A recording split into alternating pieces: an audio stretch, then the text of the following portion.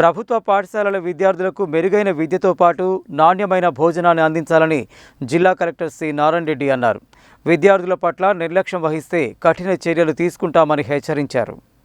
మంగళవారం కలెక్టర్ నారాయణ రెడ్డి జిల్లా కేంద్రంలోని బోయవాడ పట్టణ రెసిడెన్షియల్ పాఠశాలను ఆకస్మికంగా తనిఖీ చేసి 6-7 తరగతుల విద్యార్థులతో ముఖాముఖి మాట్లాడారు. విద్యార్థులకు అందిస్తున్న చదువు, భోజనం, అల్పాహారం, ఇతర సౌకర్యాలను అడిగి తెలుసుకున్నారు.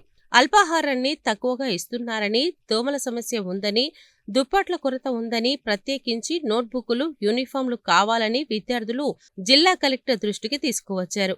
ఇందుకు జిల్లా కలెక్టర్ స్పందిస్తూ ఎట్టి పరిస్థితుల్లోనూ మెనూ పాటించాలని, మెనూ ప్రకారం కాకుండా తగ్గించి భోజనం పెట్టినట్లయితే సంబంధితులపై కఠిన చర్యలు తీసుకుంటామని కలెక్టర్ హెచ్చరించారు. విద్యార్థులు కోరిన వాటన్నిటినీ వారం 10 రోజుల్లో ఏర్పాటు చేస్తామని, బాగా కష్టపడి చదువుకోవాలని ఆయన విద్యార్థులకు సూచించారు. అనంతరం జిల్లా కలెక్టర్ పాఠశాల వంటగదిని తనిఖీ చేయటమే కాకుండా మంగళవారం విద్యార్థులకు వడ్డించే ఆహార పదార్థాలను తనిఖీ చేశారు. కాగా ప్రభుత్వం ఇచ్చిన మెనూ ప్రకారమే అల్పాహారం, భోజనం వడ్డించాలని, ఎక్కడా తగ్గించడానికి వీల్లేదని, వారం రోజుల్లో పూర్తి స్థాయిలో మార్పు రావాలని, లేనట్లయితే చర్యలు తీసుకుంటామన్నారు.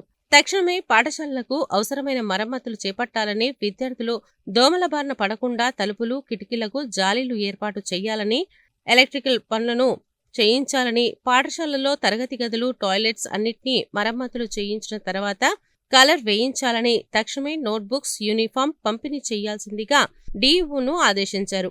పాఠశాలలో అవసరమైన లైట్లను సైతం ఏర్పాటు చేయాలని, చిన్న చిన్న మరమ్మతులు వెంటనే చేపట్టాలని, ఇవన్నీ వారంలోపు పూర్తి కావాలని ఆయన ఆదేశాలు జారీ చేశారు.